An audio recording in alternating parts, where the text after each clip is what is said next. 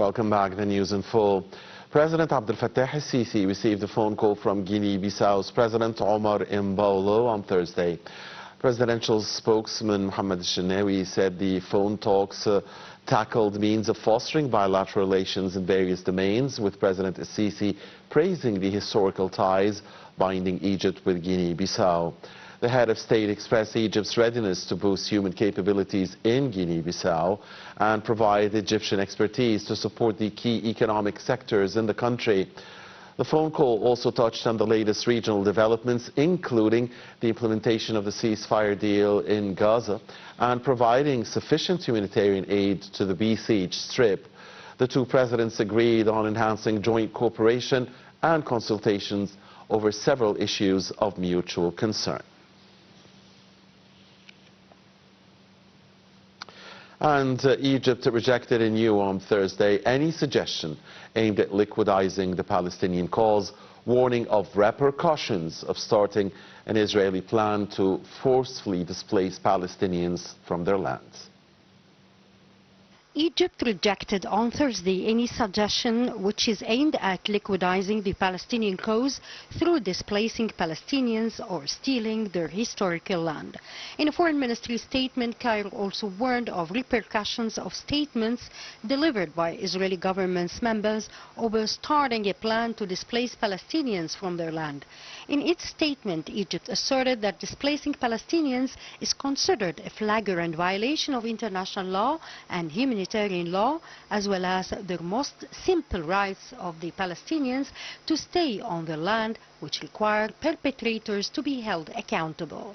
Egypt further affirmed that such irresponsible behavior would weaken and undermine ceasefire negotiations. It added that the move could lead to ignite violence anew, in addition to expanding dangers in the whole Middle East region and hurting peace foundations. Egypt totally rejected, part and parcel, such irresponsible statements and affirmed that it would not participate in such decisions or moves. Cairo called for solving the causes and roots of the crisis, which is represented in the existence of a people under an invasion since decades, during which they suffer all kinds of displacements, aggression and discrimination. Egypt asserted that such suffering necessitates that the Palestinian people should immediately regain their rights in accordance to international law and references, as well as the international legitimacy. Cairo finally stressed the significance of implementing a permanent ceasefire agreement in Gaza with all its three phases. It expressed its intention to begin immediate consultations with its partners and friends in the international community to reconstruct Gaza according to a set timetable, without making the Palestinians leave their land.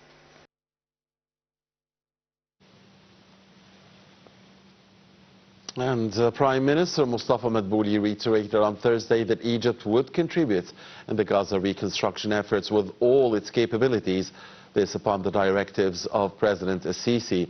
The Premier's remarks came during his meeting with his Palestinian counterpart Mohammed Mustafa, which tackled the current situation in the Gaza Strip and the West Bank. Madbouli affirmed Egypt's support to the Palestinian people's legal rights to hold an independent and viable state with East Jerusalem, Al-Quds, as its capital. The Prime Minister asserted anew Egypt's rejection for any proposal that includes a forced displacement of Palestinians. For his part, the Palestinian Prime Minister expressed gratitude for Egypt's constant support to the Palestinian cause over decades. Reviewing the volume of destruction in the Gaza Strip, he stressed the significance of unifying efforts with the international associations in order to help the rebuilding of Gaza. The meeting was attended by a number of ministers from both countries, as well as the Palestinian ambassador to Egypt. Minister of Foreign Affairs, Immigration and Expatriates Badr Abdel-Ati confirmed on Thursday that Egypt would intensify its efforts to push forward the implementation of the Gaza ceasefire agreement with all its three stages. During a phone call with his Bahraini counterpart, Abdul Latif bin Rashid al-Zayani, the top diplomat further stressed the significance of guaranteeing the quick flow-in of the humanitarian aid to Gaza amid dire humanitarian circumstances there. as well as the importance of starting the reconstruction process of Gaza in a way that guarantees the stay of Palestinians on their lands. The two top diplomats confirmed the importance of continuing consultations and cooperation in various domains with the aim of pushing forward bilateral ties and realizing the two peoples' aspirations. And the Arab League Secretary General Ahmed Abul Ghait received the Palestinian Prime Minister and Foreign Minister Mohammed Mustafa. The meeting touched on the current challenges facing Palestinians in Gaza and the West Bank and the Palestinian government's moves to tackle them on the political and humanitarian levels. The Palestinian premier asserted that his government was seriously working to provide relief to suffering Gazans and launched construction across the devastated Strip. And the Rafah border crossing received the fifth group of injured Palestinians and their families coming from Gaza on Thursday. Officials said the Palestinians would be transferred and cured in Egyptian hospitals, adding that the number of Palestinians who arrived in Sinai reached 22. Meanwhile, humanitarian and relief aid trucks continued entering Gaza via the southern and eastern border crossings, Karm Abu Salim and Al Auja. Since the ceasefire went into effect on January 19th, 3,142 relief aid trucks and 238 fuel and caulking oil trucks were allowed into Gaza after inspection at the border crossings.